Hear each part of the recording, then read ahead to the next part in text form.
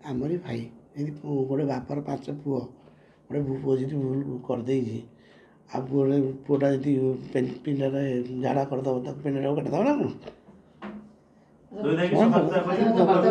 ଆଉ ଗୋଟେ ଜିନିଷ ସିଏ ଗୋଟିଏ ପ୍ରଯୋଜକ ଅଛନ୍ତି ଯିଏକି ଏମିତି ଅମାନିଆ ହେଉଛନ୍ତି ନା ଆହୁରି କିଛି ଅଛନ୍ତି? ଆପଣମାନେ କୁହନ୍ତୁ ଗୋଟିଏ ପ୍ରଡ୍ୟୁସର ନାଁ କୁହନ୍ତୁ ଯେ ଅମାନିଆ ପ୍ରଡ୍ୟୁସର କିଏଟା ଅଛି ଆମ ଓଡ଼ିଶାରେ? ଅମାନିଆ ପ୍ରଡ୍ୟୁସର ଗୋଟିଏ ନାଁ କୁହ। ସେ ବ୍ୟକ୍ତିଙ୍କର କ'ଣ ମାନେ ଦୁର୍ବଳ ପଏଣ୍ଟ ମୁଁ କେତେ କଥା କହିଲି ତ ବହୁତ କଥା ଅଛି।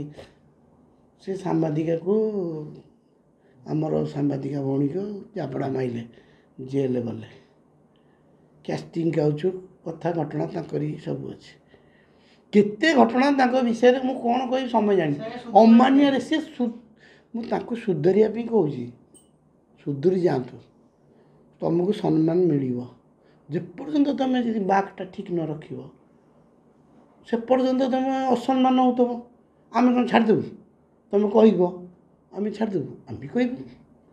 କିନ୍ତୁ ଆପଣ ମାନେ ଦେଖନ୍ତୁ ଆମର ଏତେ ଦିନ ହେଲା ଇଣ୍ଡଷ୍ଟ୍ରିରେ ସିଏ ଅଛନ୍ତି ମୁଁ ଅଛି। କୌଣସି ଗୋଟେ ଦିନରେ ଆମ ବିଷୟରେ କିଛି ବାହାରୁଛି କି କିଛି କରୁଛୁ କି କଥାରେ ଆମେ କହିଦେଉଛୁ ରାଗିକି କହିଦେଉଛୁ ତାପରେ ବି ଆମେ କାହିଁକି କହିଲେ ଲୋକଟା ବିଷୟରେ କିନ୍ତୁ ନ କହିଲେ ସେ ତଥାପି ସୁଧୁରୁନାହାନ୍ତି।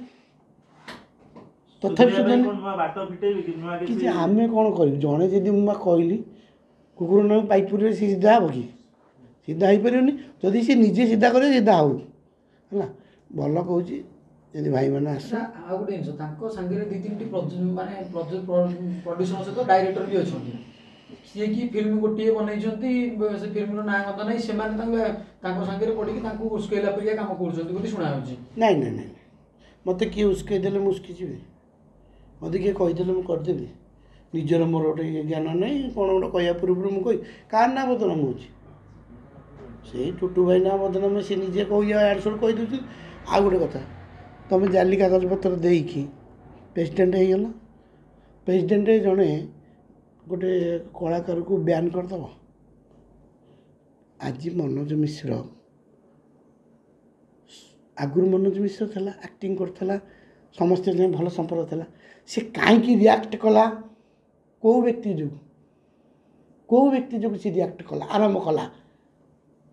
ଏଇ ବ୍ୟକ୍ତି ଯୋଗୁଁ ତାକୁ ବ୍ୟାନ୍ କରିଦେଲା। ଆଉ ତାକୁ ଡାକିଥାନ୍ତ ବସିଥାନ୍ତ କଥାବାର୍ତ୍ତା ହେଇଥାନ୍ତ। ବ୍ୟାନ୍ କ'ଣ କାହାକୁ କେତେ କିଏ କରିପାରିବେ ବ୍ୟାନ୍? ତୁମେ ଏମିତି ସଭାପତି ମାନେ ଜାଲି କାଗଜପତ୍ର ଦେଖେଇ ସଭାପତି ତୁମେ ବ୍ୟାନ୍ କରିଦେଲ।